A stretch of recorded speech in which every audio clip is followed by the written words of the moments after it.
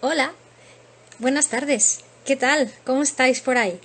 Que empieza de nuevo feminismo en casa y confieso que me sudan las manos y me late el corazón muy deprisa porque entrevistar a alguien que para mí ha sido y es una maestra y una referente ya no solo del feminismo, sino de mi vocación que es el periodismo, pues no os podéis imaginar lo que está latiendo por mí en estos momentos. Así que vamos a ir a conectarnos con Rosa, que como habéis visto antes hemos hecho la prueba, ha ido todo de maravilla, así que voy a darle para entrar a hablar con ella, que nos tiene que contar muchísimas cosas, todas muy interesantes, no dudo de ello. Y ahí estamos, a ver qué tal.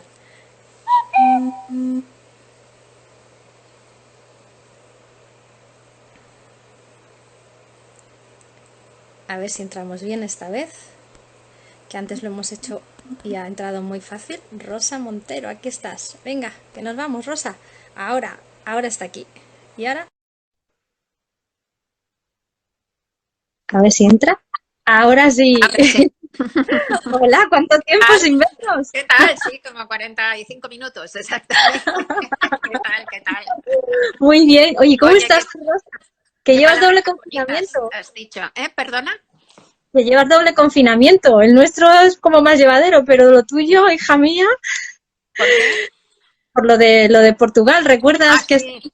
Yo tuve una cuarentena antes de que empezara esta cuarentena, porque el 23 de febrero regresé del Festival de Povoa de Portugal, que es el festival literario más importante, y a los 5 días, pues mi queridísimo amigo Luis Sepúlveda, el escritor fantástico, pues estaba con este maldito coronavirus y además en la UBI, y lleva en la UBI desde entonces. Va Bueno, saliendo poquito a poquito, pero es lento y tal. Y claro, entonces nos tuvimos que poner en confinamiento como 200 personas, o sea, por todo el mundo, y no ninguno ha cogido el virus, cosa extraordinaria. bueno, pues es que hay que cruzar los dedos y seguir así. Oye, ¿y a ti que no te gustaba antes salir de casa cada vez que te tocaba, bueno, pues presentar tus libros y demás? ¿Ahora has cambiado un poquito de opinión con esto o No, sí, o sigues siendo dueña de tu casa? no, a mí me gusta salir y me ha encantado cuando era, bueno, una de las cosas por las que me metía periodista era por viajar, que me encantaba. Luego me he hartado de viajar, eso es verdad, ¿no? Ya. Pero otra cosa es promocionar, hacer promoción y esas cosas, eso es muy cansado, pero salir de casa me encanta y ver a los amigos y poder abrazarme con ellos, que es lo que más echo de menos, eso lo echo muchísimo, los abrazos, el calor, ¿verdad? Animal de la gente que quieres. Pues eso me ha encantado. Lo que también me ha encantado siempre, fíjate, es encerrarme. Esto que estoy haciendo, o sea, yo era mi ilusión y mi paraíso, como además viajo mucho, salgo mucho, al contrario, tengo una vida así, era coger unas semanas juntas y liberar unas semanas, irme a una casa secreta, a un apartamento secreto, un rincón que ¿Dónde tengo escribes? donde escribo. Entonces me iba con mis perras, que aquí está una, ahí, y me voy allí y entonces me encierro 3 o 4 semanas que no veo a nadie, hago gimnasia, saco las perras, escribo, leo. Justamente lo que sería esto. Bueno, pues no es lo mismo. No Aquí es cuesta igual, ¿verdad mucho. que no? No, cuesta mucho porque entra el dolor del mundo, ¿no? O sea, entra la preocupación y todo ese dolor tremendo que está sufriendo la sociedad en este momento, ¿no? Todas esas muertes con gente que no se ha podido ni despedir, la preocupación por la pérdida económica de mucha gente que está además en una situación extrema, ¿no? Que ya Mm. está en una situación extrema. Entonces, en fin, todo eso hace que no sea muy difícil concentrarse, muy difícil concentrarse. Y esto es algo común, supongo que te habrá pasado a ti también, porque lo he hablado con todo el mundo y a todo el mundo dice que tiene esos problemas de concentración. Aún así hay que insistir. Amigas y amigos, hay que insistir e intentar trabajar en lo que te gusta, intentar leer, encontrar el libro que te hable en estos días. Y yo he conseguido, insistiendo, he conseguido terminar una novela aquí en la Ya, confidencia. que tenías fecha ya el 27 de agosto, leí el otro día. ¿Ya estás ahí preparando? Sale el 27 de agosto, sí, la acabo de entregar y sí, se llama La Buena Suerte. Sí. Ay, esa que necesitamos ahora tanto. Y fíjate, yo que te iba a preguntar por el título de la novela que está ahora ahí en las librerías pululando. ¿Es el momento en el que estamos ahora, ese título que define tu novela, el que estamos viviendo ahora? Sí, pero no solo ya en este momento, ¿verdad? Que estas Mm, crisis es un tópico, pero es verdad, ponen en funcionamiento lo mejor y lo peor de la gente, ¿no? Entonces es una pena. He escrito precisamente un artículo como para El País, como resulta que hay que entregarlo 15 días antes de que se publique, ¿no? Es un rollo eso. Mm. No sé cuándo saldrá este domingo, ¿no? No sé si al otro o al otro incluso, ¿no? Pero he escrito un artículo sobre eso, ¿no? Sobre cómo en los momentos de frustración y de angustia la gente se agarra al odio muchas veces, porque el odio como que calma, consuela esa frustración, buscar a alguien a quien odiar para sacar todo ese dolor y esa angustia. Y con lo cual hay que luchar contra eso, porque realmente es lo peor, ¿no? que podemos hacer. Es un momento un poco, pues, es un momento para intentar unirse y para intentar, sin dar cheques en blanco, ¿eh? O sea, no estoy hablando de dar ningún cheque en blanco a ningún político, habrá que pagar por los errores y estudiar los errores que se han hecho y tal. Y hay errores que hay que contestar también sobre la marcha, pero no esa generación del odio y del enfrentamiento constante que no nos lleva más que al despeñadero, creo yo, ¿no? En estos momentos que necesitamos reunir fuerzas.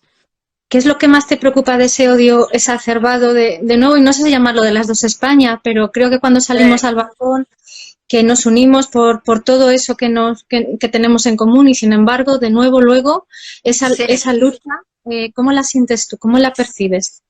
Pues mira, yo creo que hay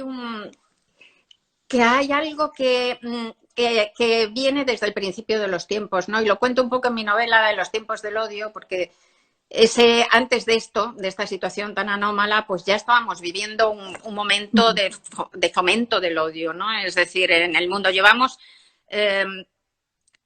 10 años por lo menos o más, vamos, desde la última crisis en realidad, en donde la credibilidad democrática está por los suelos, la legitimidad democrática está por los suelos. Es verdad que la democracia, que tiene una cosa muy buena, que es muy transparente, pues por esa transparencia pues deja ver todos sus lacras, que son muchas, ¿no? Pues la corrupción, la hipocresía, la desigualdad, todo esto, ¿no? Entonces hay mucha gente que ha dejado de sentirse representada por esa democracia, lo cual es una tragedia porque, a pese a todo, es el sistema menos malo. Lo que hay que hacer es refundar la democracia, ¿no? Entonces esa gente que ha dejado de sentirse representada por la democracia, pues de repente se dejan engañar, además, por la falsa pureza del dogma, ¿no? Entonces, desde hace ya bastante más de una década, yo veo de manera creciente en el mundo como una añoranza de los dogmatismos, de los fanatismos, ¿no? Tanto de derechas como de izquierdas, tanto laicos como religiosos, como es el ISIS, ¿no? Entonces, esto, como digo, es una verdadera desgracia, porque yo, que además he nacido y crecido en mi adolescencia y hasta mi primera juventud en una dictadura, sé muy bien que cualquier democracia, por mala que sea, es mejor que cualquiera de estos sistemas dogmáticos fanáticos, ¿no? Entonces hay que intentar luchar contra eso, ¿no? ¿Y cómo se lucha contra eso? Yo creo que La palabra y el argumento no siempre es suficiente, Rosa, para luchar contra eso. No sé qué encuentras tú. No, claro, porque es que los dogmatismos, justamente como no son racionales, no tienen ningún contenido racional, todos estos movimientos políticos que se basan eso en el fanatismo, para crear cohesión, como no pueden ofrecer nada racional, lo que crean es un enemigo común. O sea, buscan la unión a través del odio. Y son sistemas de odio, ¿no? Por ejemplo, Bolsonaro y Trump, estas demagogias ultras, ¿no? Pues han llegado los dos al poder en dos países tan tremendos, ¿no? Bueno, Estados Unidos es el imperio y el otro un país tremendo, ¿no? De grande y de importante, con unos programas electorales abiertamente de odio. 10 años antes ningún político, aunque pensara hacer eso, lo hubiera dicho así, ¿no? Y sin embargo han sacado millones y millones de gente. Bueno, el odio es muy contagioso, en primer lugar. Hay que oponerse a ese odio porque sentimos, nos llega y es como otro coronavirus, pero del espíritu, ¿no? Y del intelecto, ¿no? Entonces hay que oponerse a que nos pringue, a que nos infecte, ¿no? A que nos embadurne el odio. Y de verdad que es muy tentador y es muy contagioso. Eso en primer lugar. Y en segundo lugar, hay que refundar la democracia, como os digo, porque ¿por qué está pasando esto? Pues por la última crisis, que fue la última crisis, y no te digo la que viene ahora, ¿no? La última crisis fue la más grande después del crack del 29, ¿no? Y sucedió lo mismo en la República de Weimar, cuando Hitler, ¿no? Hitler, el partido de Hitler se presentó a las elecciones la primera vez y sacó 2,5 puntos, nada más. Lo estoy diciendo de memoria, pero es más o menos así. Como a los 2 años se volvió a presentar y sacó 1,5 puntos de votos y además, o sea, era residual y además iba bajando, ¿no? Y al año y medio de esa segunda votación volvieron a votar y volvieron a presentarse, hubo comicios generales y sacaron un 18% de los votos y empezó la catástrofe, ¿no? ¿Qué es lo que pasó en ese año y medio para que hubiera esa diferencia? La crisis del 29, el crack del 29. Entonces, sucedió lo mismo. La gente vio que esta crisis última que hemos pasado antes se ha salvado, según dicen, según decían, que habíamos salido de la crisis, pero salimos de esa crisis con el empobrecimiento de 1/4 de la población mundial. El 25% de la población mundial se empobreció de una manera tremenda, para siempre ya la salida de esa crisis. Y toda esa gente vio que ellos se habían empobrecido y que los que habían sido causantes, culpables de la crisis, no solamente no se habían empobrecido, seguían en el mismo lugar y encima más ricos, porque la diferencia en los últimos 15 años entre los ricos y los pobres ha aumentado. O sea que, entonces, todo eso quita la credibilidad, daña la credibilidad democrática. Así que, primero, no hay que dejarse contagiar por el odio. Segundo, hay que refundar la democracia, hay que ofrecer un sistema que sea mucho más limpio, que sea mucho más transparente, que sea mucho más solidario, que sea realmente lo que era la idea de la democracia cuando se fundó, ¿no? O sea, intentar repartir más el poder, repartir más todo, ¿no? Repartir. Pero para eso detrás tiene que haber gente que sea honesta y que sea limpia, que tenga esa mirada limpia. Y en ese poder, en lo alto de la alta política, yo no sé si es que no quieren o no nos dejan porque hay otras cosas que son las que de verdad nos gobiernan, ¿no? Que ni siquiera somos conscientes en muchos casos. Sí, por supuesto, está el poder oculto del dinero de las grandes multinacionales, que además es que viene a lo largo de los siglos, va cambiando de mano de padres a hijos y hay muy poca movilidad ahí en realidad, pero yo creo que sí, que el ser humano ha avanzado mucho, o sea, realmente hemos avanzado mucho, pese a todo, pese al horror que hay en el mundo. Pues mira, se han hecho logros como, por ejemplo, llegar a decir que la esclavitud es una aberración. Sigue habiendo esclavos. Creo que hay algo así, calculó, no me acuerdo, no sé si 20 y tantos millones de esclavos literales en el mundo actual, ¿no? Pero son ilegales y se considera una aberración la esclavitud. Y esto, una cosa que duró el reconocimiento de que la esclavitud era normal hasta el siglo XIX, bien entrado el siglo XIX, hasta finales del siglo XIX, ¿no? Por ejemplo.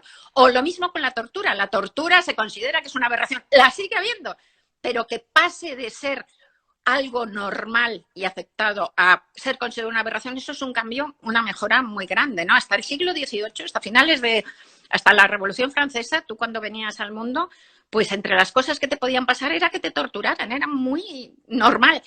Dejó de ser normal después de la Revolución Francesa. O sea que vamos construyendo, aunque sigue torturándose, insisto, pero vamos construyendo cada vez un mundo que no es fijo, es decir, que todos esos logros que han costado tantas muertes, tantas lágrimas, tantos mártires, se pueden perder en cualquier momento si no los trabajamos. Tenemos que empujar, tenemos que luchar por ellos y por conservar todo eso. Pero se han ido consiguiendo lo mismo que la ampliación del sistema democrático en el siglo XX, que en todas sus fases, en democracias a lo mejor tremendamente precarias, pero que ha alcanzado a 100 y pico países, ¿no? O sea, eso también es un logro.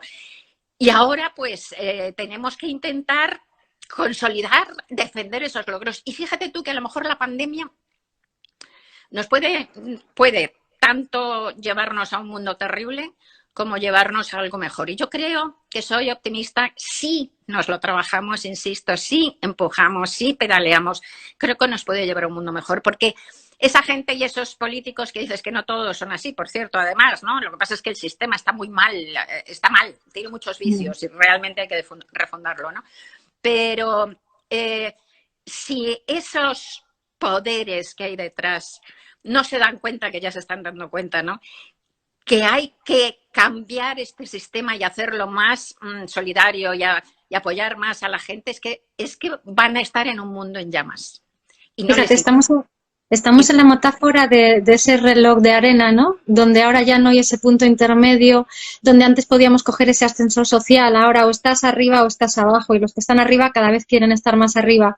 Y ahora que dices de salir de esta crisis, yo creo que va a ser muchísimo más evidente esa metáfora. ¿Cómo vamos a poder sobrevivir con toda esta? Al final es economía pura y dura, nos guste más o nos guste menos. ¿Cómo crees que vamos a poder sobrevivir cuando no tengamos lo más básico, Rosa? Porque nos va a quedar un mundo muy feo con todo esto que nos está pasando, y no podemos perder esa realidad frente a la utopía y a las ganas y a la esperanza, que no hay que perder también, ¿no? Pero ¿cómo hacemos una cosa y la otra? Mira, va a quedar un mundo duro durante un tiempo, muy duro. Pero pon, por ejemplo, la Segunda Guerra Mundial, ¿no?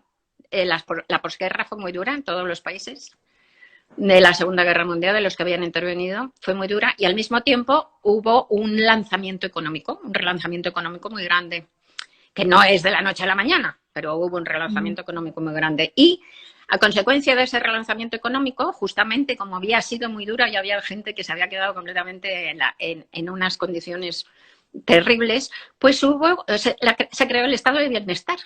El estado de bienestar se creó después de la Segunda Guerra Mundial, justamente por ese mecanismo, ¿no? Entonces, ahora, antes ya de que hubiera la pandemia, había una cosa que es una petición, ya por el cambio tecnológico que estaba dejando a tanta gente fuera del sistema, pues ya estaba cada vez más, se estaba hablando ya cada vez más a nivel mundial y tal, de la renta universal, ¿no? De la renta básica universal, que todo el mundo del planeta pudiera ganar un dinero, ¿no? Que tuviera un dinero fijo básico mínimo al mes, ¿no? Y se han hecho incluso pruebas ya, se hizo pruebas en el norte de Italia, se han hecho pruebas en los países nórdicos de la renta básica universal. Y yo creo, fíjate tú, que después de pasar ese posvirus que vamos a pasar, que será como la posguerra, serán unos años difíciles, pero espero que sean unos años solidarios y espero que sean unos años esperanzadores, porque creo que tenemos que aprovecharlos para cambiar aquellas cosas que menos nos han gustado, que está claro que son una catástrofe. También nuestra relación con el medio ambiente, ¿no? Que ha florecido en cuanto que nos hemos metido en casa, ¿no? Bueno, pues después de pasar esos primeros años, que serán difíciles, pero insisto, a lo mejor solidarios y esperanzadores y movilizadores, pues yo creo que efectivamente habrá un repunte económico, no de todo el mundo, obviamente, pero justamente lo mismo que se hizo en la Segunda Guerra Mundial, que se creó el estado de bienestar para tirar de los más desfavorecidos, yo creo que vamos a conseguir la renta básica universal, que yo creo que es un gran logro. Fíjate, escribías hace unas semanas en esos artículos tan maravillosos que escribes para el país, aquel que se titulaba De edad avanzada, ¿no? Y decías que envejecer es humillante. Y creo que lo que está pasando también nos está dejando muy claro lo poco que nos importan nuestros mayores cuando somos a los que más tenemos que agradecer. Además, ahora tú que estás en una edad madura, obviamente, donde yo creo que entiéndeme cómo lo estoy diciendo, pero a mí me pasa, yo tengo 48 años y según va pasando el tiempo voy entendiendo muchísimo más a mis mayores, voy recordando muchísimas cosas, y me parece tan duro todo esto que estamos pasando, que en esas cifras ellos y ellas estén sin vida, porque no se ha querido dar importancia a todos ellos y a todas ellas. Me parece durísimo. No es humillación, es algo más que humillación. No encuentro la palabra, Rosa. Sí. No, es terrible, y sobre todo, pero esto también está destapando algo que ya estaba en la sociedad, ¿no? Es decir, que, por ejemplo, la cantidad de ancianos y sobre todo ancianas, porque son más longevas, ¿no?, que viven solos y solas en una situación de completo aislamiento y de completo abandono emocional, y todo eso es durísimo. Y eso que somos una de las sociedades más toconas, más besonas, qué pena, ¿no?, que ahora no podamos hacerlo, pero que somos una sociedad que necesitamos mucho la horda, ¿no?, el contacto, y lo cultivamos. Otras sociedades son muchísimo peores. Y aún así, en esta sociedad tan sobona, tan tocona y tan de estar juntos, pues hay montones y montones de ancianos que pienso yo en ellos y yo digo, Dios mío, ¿cómo estarán pasando? Estarán a lo mejor muertos en su casa del COVID y no nos hemos enterado, ¿no? O sea que es trágico, y es otra de las cosas que tenemos que intentar cambiar, ¿no? ese prejuicio, ¿no? contra la gente mayor, sí, que hay un prejuicio en esta sociedad que se cultiva como la apariencia de la juventud por encima de todo y tal, sí. Esto también entronca con el neoliberalismo en el que estamos viviendo, que cada vez es mucho más exacerbado, ¿no? Donde lo acabas de resumir. Solo vale lo que tiene valor y el resto se tira. ¿Cómo podemos también combatir eso cuando todos y todas vamos a llegar a ello, ¿no? Y no nos gustaría vernos en una situación tan dolorosa como la que estamos viendo. No son simples números, son personas con historias, con familias, con vidas echadas a la basura. Hay otra cosa que también no depende solo de la sociedad. Hay otra cosa que estamos viviendo que mi generación, sobre todo un poquito antes, y mi generación desde luego también, la tuya espero que ya esté arreglado, un poco más arreglado, pero estamos viviendo ahora un boom de vidas muy longevas gracias a la sanidad y tal y cual, pero en muy malas condiciones. Es decir, que se ha conseguido que la gente viva un montón, pero en unas condiciones. Hay un deterioro terrorífico en la edad. Bueno, se acaba de morir mi madre con 99 años, ¿no?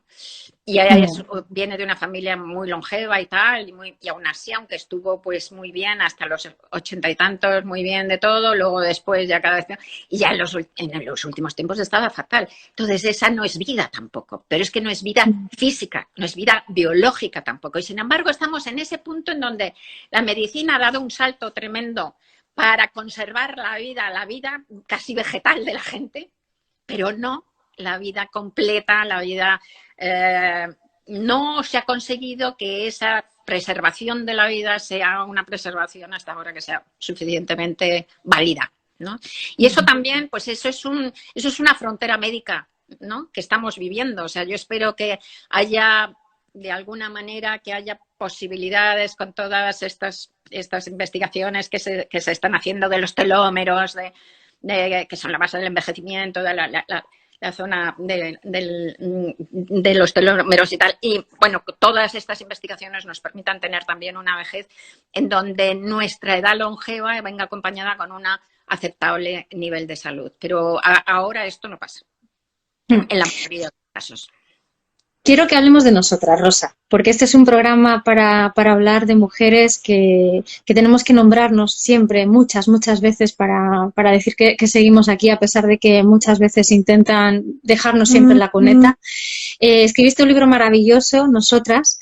¿Y quién eres tú cuando escribes ese Nosotras? Y cuando ves a todas esas mujeres a las que muestras, ¿no? Y haces importante, ¿no? Y dejas de padecer tú misma ese síndrome de la impostora. Bueno, lo primero es que, como digo en el libro este de Nosotras, en el prólogo, en la parte de atrás, el feminismo no es solo cosa de mujeres, punto uno, ¿no? El feminismo es cosa de hombres y de mujeres, porque estamos cambiando la sociedad de una manera radical. Estamos cambiando nuestros papeles, tanto de los hombres como de las mujeres, los estereotipos, es decir, nos estamos saliendo, mujeres y hombres, de la cárcel del estereotipo del sexismo, ¿no? Y eso supone cambiar el mundo totalmente y nos afecta lo mismo a todos, o sea que nos interesa absolutamente a todos por igual. Y esto lo están afortunadamente entendiendo los hombres ahora de una manera ya muy numerosa, muy tumultuosa, diría yo, incluso en las últimas manifestaciones. En la última no estuve porque estaba confinada además y luego, bueno, realmente, en fin, no quiero entrar ahí en esa polémica, pero realmente ese domingo deberíamos no haber ido ni a las misas, ni a los mítines, ni a los cines, ni a la manifestación. No lo sabíamos. Pero, en fin. Pero en las anteriores, en la del año pasado, por ejemplo, que fue gigantesca, que según cifras oficiales éramos 370.000. 370.000, pues un 40% en Madrid, me estoy hablando de la manifestación del 8 de marzo en Madrid, un 40% eran hombres de todas las edades, ¿no? Entonces eso es maravilloso y antes yo que ya soy vieja y que vengo de hacer este tipo de manifestaciones, antes era impensable, ¿no? O sea que eso en primer lugar. Luego lo que pasa es que efectivamente nos han robado la historia. Nuestra historia, que vuelvo a decir, no es solo la historia de las mujeres, es la historia del mundo. Es nuestros referentes para las mujeres, nos la han robado, nos la han manipulado. Y esto lo estamos viendo ahora de una manera tremenda, porque cuando yo publiqué la primera Historias de Mujeres hace 26 años ya, pues que es en donde se basa el libro de Nosotras, que es ese mismo conjunto de biografías, pero luego ampliado con 90 retratos más, pues se pensaba, había muy pocas biografías de mujeres, entonces no salían las biografías de mujeres normalmente, ¿no? Entonces se pensaba que las mujeres, y lo pensábamos así, generalmente que las mujeres habían tenido tan difícil la vida, no nos habían dejado estudiar, no nos habían dejado salir a la calle, que por eso no habíamos estado en las artes, en nada, ¿no? En la vida pública. Pero yo ya entonces, como me gusta mucho leer biografías y tengo una biblioteca personal de biografías muy grande, sobre todo de artistas y tal, pues ya había descubierto todas estas mujeres que saqué que eran alucinantes, ¿no? Y yo dije, no, pues ha habido más excepciones, dije yo, ¿no? De las que nos parecía. Pero es que desde hace 26 años para acá lo que se ha demostrado es que no eran excepciones. Que ha habido mujeres a montones la norma, a pesar de todo, contra todo pronóstico, contra toda posibilidad, contra la prohibición de estudiar, que a la mujer no se le ha dejado estudiar en las universidades en general, hasta entrado el siglo XX. Hasta entrado el siglo XX. Bueno, contra todo eso ha habido en todos los ámbitos sociales, montones y montones de mujeres. Lo que pasa es que luego la historia oficial las ha borrado. Está, por ejemplo, en Eduana. A ver, ¿quién es el primer autor literario de la historia de la humanidad?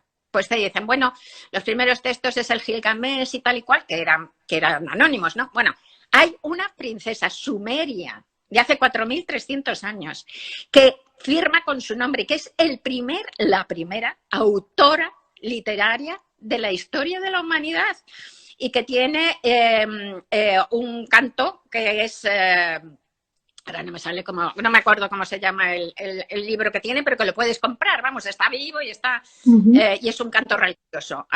Ainana, sí, es el canto Ainana, que era una de las diosas madres, ¿no? El canto Ainana. Bueno, entonces, esta chica además está en Eduana, que se llamaba ella, en Eduana, esta princesa, las primeras anotaciones musicales de la historia de la humanidad son suyas. Y las primeras anotaciones astronómicas de la historia de la humanidad son suyas. Así que esta mujer, esta princesa sumeria, está en el principio de la literatura, en el principio de la música, en el principio de la astronomía. ¿Y quién coño la conoce? Ni Dios, nadie. ¿no? O sea, es que impresionante, ¿no?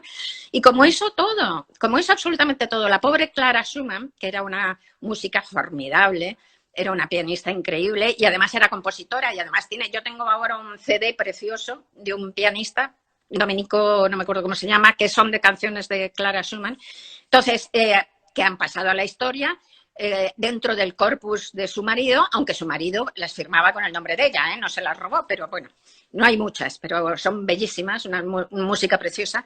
Pues la pobre Clara Schumann apuntó en su diario, dijo, alguna vez tuve la pretensión de ser compositora, pero luego me dije, pero si ninguna mujer lo ha conseguido, ¿por qué te crees tú que vas a conseguirlo tú? Y entonces lo dejé.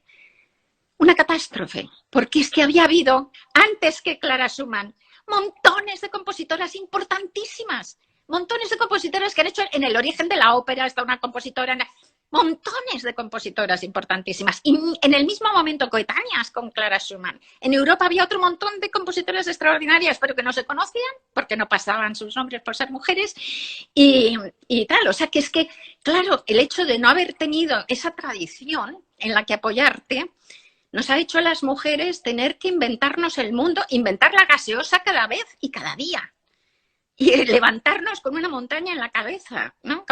Y claro, eso es un horror. Menos mal que ahora está cambiando ya esto y que ya las nuevas generaciones ya tienen modelos y empezamos a recuperar esa historia común, como digo, que nos han robado a todos, no solo a nosotras, a los hombres también nos han robado nuestro pasado. Nos lo van a intentar seguir robando, pero no son conscientes de esa fuerza que tenemos, que sí que nos hace más fácil, tanto las nuevas tecnologías como ya la concepción de que no nos tienen que robar nada más, ¿no? ¿Qué tenemos en común esa generación de antes, de donde venimos, con estas nuevas generaciones que están ahora retomando toda esa fuerza, Rosa? ¿Qué nos une a las mujeres? Pues no sé, es una difícil pregunta, ¿eh? Porque yo no creo que todas las mujeres seamos iguales, como no creo que todos los hombres sean iguales. Hay mujeres que son un horror de tías, verdaderamente, o sea, y hay mujeres que son maravillosas. Entonces, ¿qué nos une? ¿Qué nos une?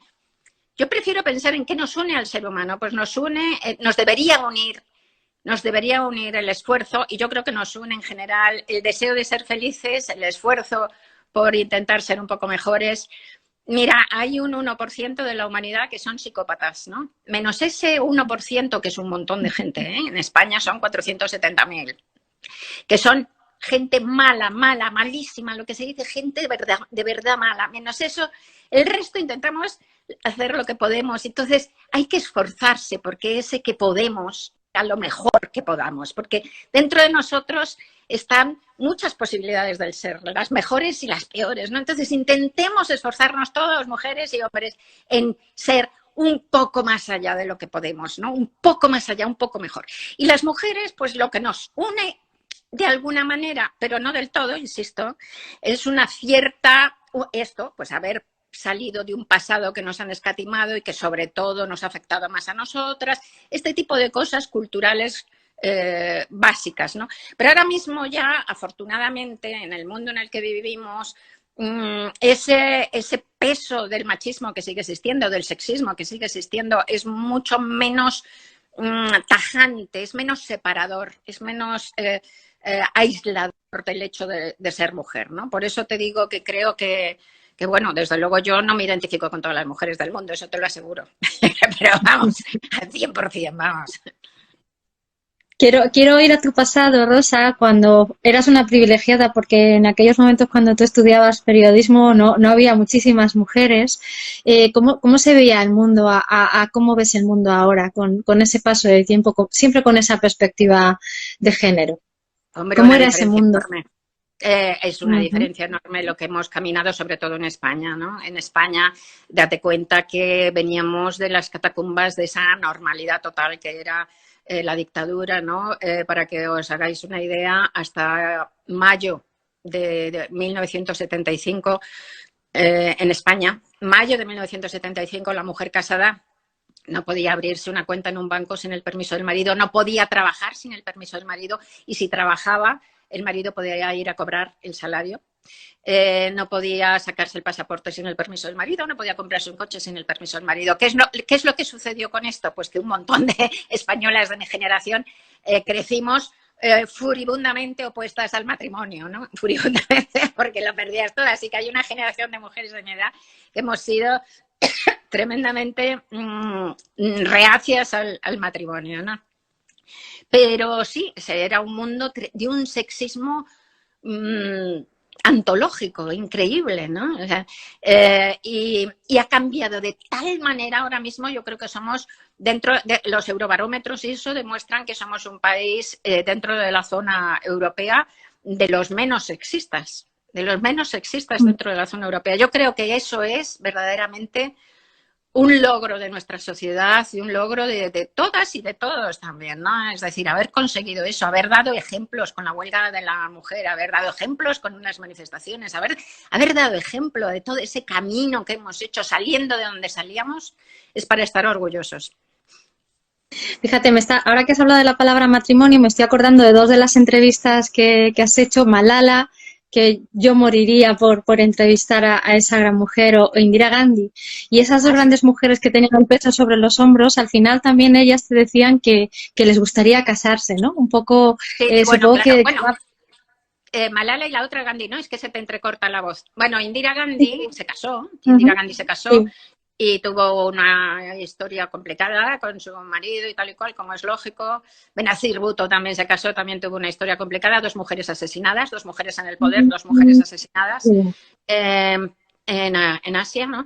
Y claro, además vienen de una sociedad, y Malala, la pobre Malala, digo la pobre Malala, que es maravillosa, pero la pobre Malala por las circunstancias en las que ha vivido, porque no ha tenido infancia, porque tremendo, ¿no? El mundo en el que ha crecido esta chica, es tremendo. Bueno, pues vienen de sociedades muy tradicionales y naturalmente pues quieren el matrimonio, lo comprendo.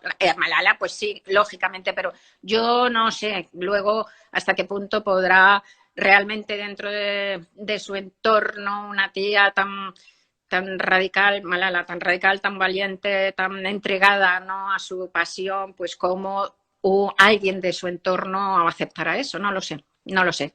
Ojalá tenga suerte. Tú que la conociste, tuviste esa enorme fortuna, la definías como esa muñeca de terracota, ¿no? Tan pequeñita pero con tanta fuerza.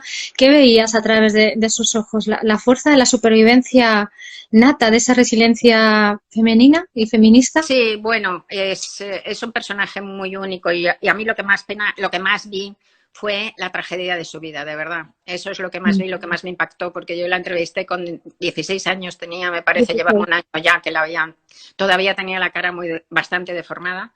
Llevaba un año horroroso de cómo estuvo con la cabeza, con el cráneo, sin la tapa del cráneo durante no sé cuánto tiempo. O sea, espeluznante, más todo lo que había sido su infancia, insisto, que no tuvo niñez.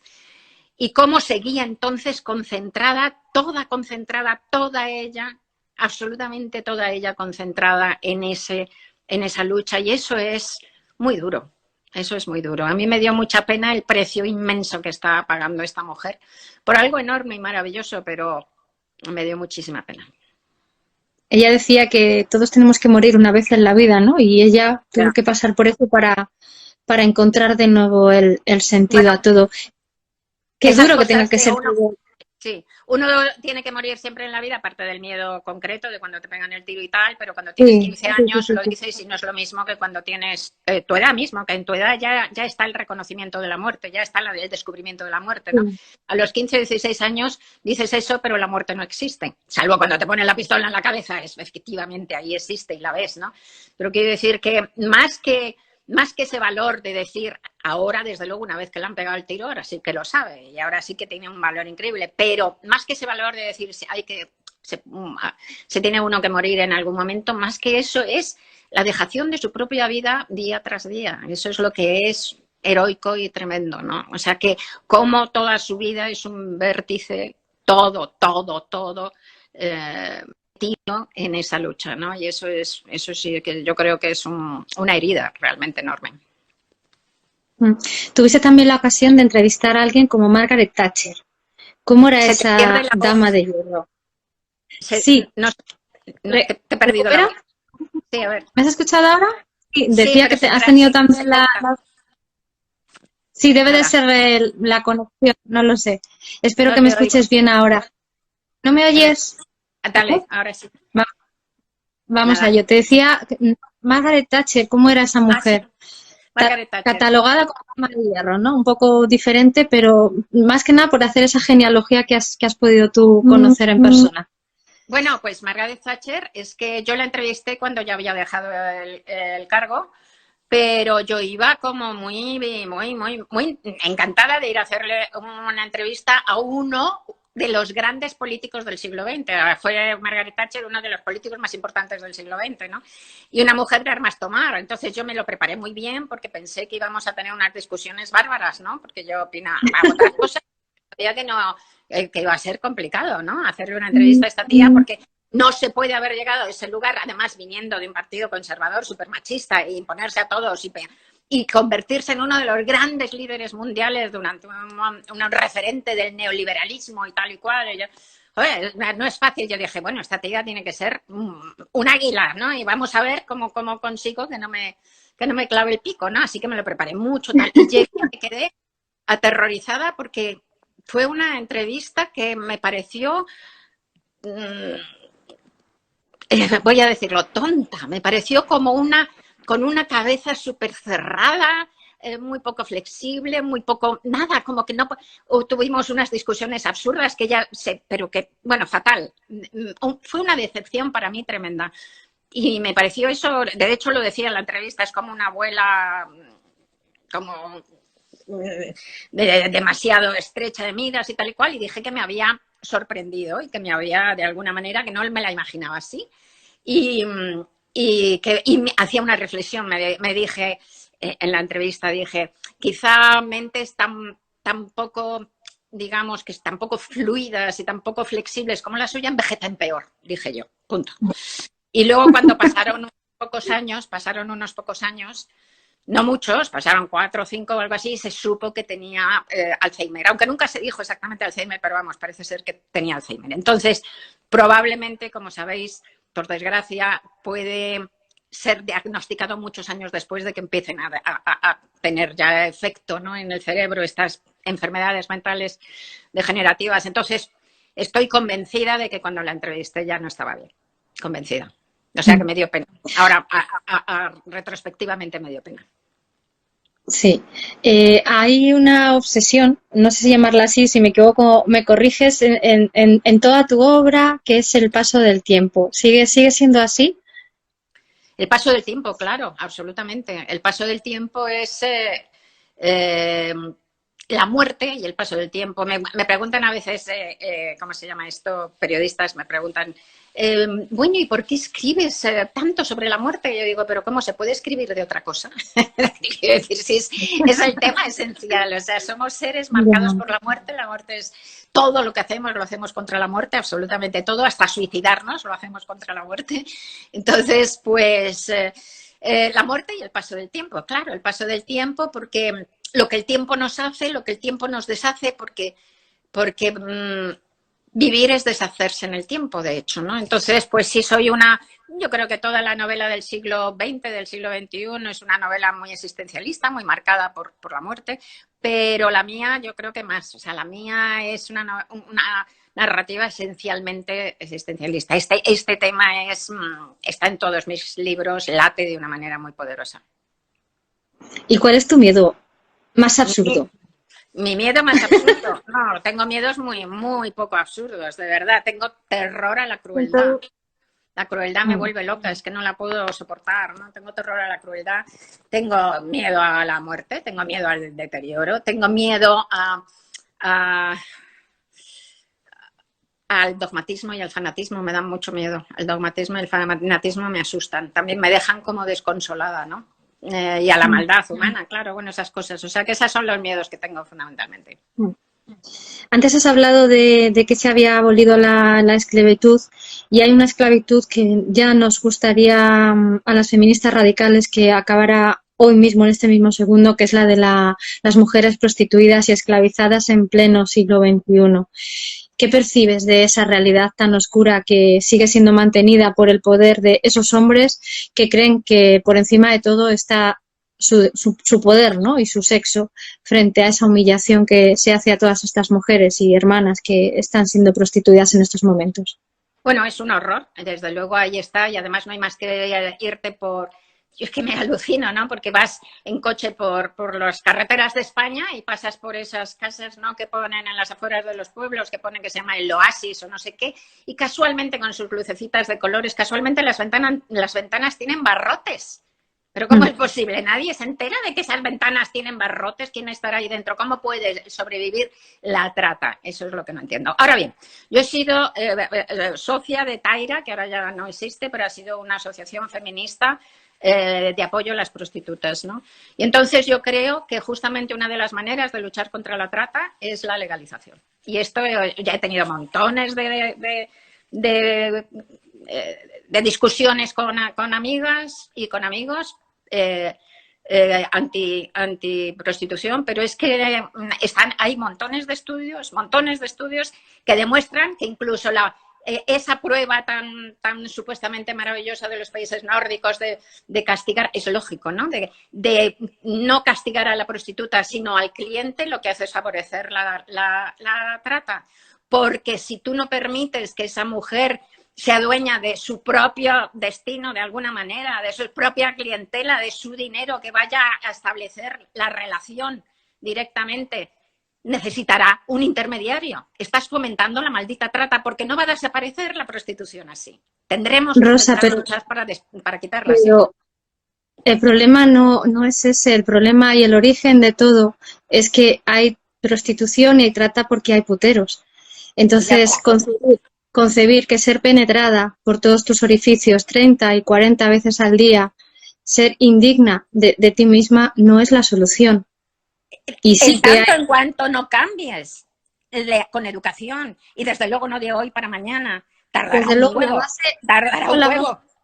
La base de todo es la educación en igualdad. Eso, pues sin lugar a dudas, ahí estamos. Y además ahí se acabará también, salvo en un caso extremo de un psicópata, se acabarán los asesinatos de mujeres y tal, con educación, pero eso no se hace de hoy para mañana. Y mientras tanto, o sea, hay que ir al final, no a la abolición, o sea, no la prohibición ni la abolición de la prostitución, sino al fin de la prostitución, que es otra cosa. Hay que ir a eso y hay que intentar dar todos los apoyos para las mujeres que quieran salirse de eso y que puedan tener todo eso a favor de todo eso. Pero mientras tanto, legalización y protección de las mujeres, porque mientras que no se consiga erradicar de verdad. Ahí no estamos de acuerdo con todo. Deberíais hablar con más prostitutas, porque es otra de las cosas. Es otra de las cosas que se toman mucho como para cuidarlas, ¿no? O sea, para cuidarlas, pero sin hablar con ellas. Deberíais hablar con más prostitutas. De hecho hablamos con muchísimas, y porque además no tienen la voz, y porque estamos preocupadas por ella, por eso queremos la abolición. Pero bueno, no quiero entrar en este argumento, porque quiero que podamos hacer un recorrido por muchísimas partes de quién es Rosa Montero. Hace poco te dieron un premio en el Ayuntamiento de Getafe como una mujer revolucionaria en su momento. Y fueron tan generosos de darme un premio. Sí. Para ti, también decías en una entrevista que para ti es importante, o para cualquier persona, el ser premiada y el ser reconocida, porque muchas veces incluso una tiene miedo de sí misma y de quién es, y dudan, ¿no? Esos premios, pues cuando te están vinculando además con un movimiento tan precioso y tan preciso como el de la igualdad, ¿qué significa para ti? ¿Te reafirman en esa lucha? Pues sí, sí. No necesitan que me reafirmen, en el sentido que yo creo que... No, entiéndeme cómo te lo pregunto, ¿no? Pero al final siempre es algo bonito, ¿no? Sientes algo precioso. Esa es la cuestión, es decir, y de verdad ahora ya que estoy teniendo una edad y tal y cual, dices, joder, pues en el premio yo digo, oye, ¿habrá servido para algo? Me empiezas a pensar, ¿habrá servido algo? A lo mejor ha servido para algo y te anima mucho. Reafirmarme en la lucha no, porque ya te digo que eso ya es como de... Va contigo, ¿no? Como va por dentro, uno es así, ¿no? Pero sí, te da como una sensación, como calorcito por dentro, mucho agradecimiento y una sensación maravillosa, sí. Rosa, pues una última pregunta. Si alguien no te conociera y tuvieras que presentarle quién es Rosa Montero, ¿cómo te presentarías? Pues mira, una persona curiosa, vitalista, neurótica. Nadie, perfecto. Se ha encendido la televisión. Se me enciende la televisión sola, ¿no? Pasa esas cosas raras. Tienes fantasmas en casa. No debe haber alguien que tiene un mando que es compatible y se me enciende de repente a mitad de la noche. Bueno, entonces eso, curiosa, neurótica, claramente neurótica, que tira hacia la angustia, pero que ama la vida, muy vitalista, y que sobre todo yo creo que me gusta muchísimo la gente. Yo creo que lo mejor que he hecho en mi vida, yo creo, es ser amiga. Y yo creo que mi mejor logro son mis amigos. O sea, la gente me gusta muchísimo. Pues nada, que viva la gente bonita como tú. Muchas que gracias, cariño. Pasado todo esto podamos recuperarnos de la mejor manera todas y todos, pero que sobre todo con esperanza podamos decir que esto ha servido para muchas cosas, ¿no? Para reencontrarnos. Pero así que nada, a ello, pongámonos a intentar construir algo mejor. Cada día, cada una de nosotras podemos hacerlo. Así que un besazo. Un millón de gracias, Rosa. Eres estupenda. Gracias y a todos. Gracias. Chao. Gracias. Hasta luego, chao. Nos vamos. Sí. El lunes nos vemos con otra gran mujer, con Ana Pardo de Vera. Ahí os lo dejo, así que os espero a las 6 por aquí. Chao. Chao, chao.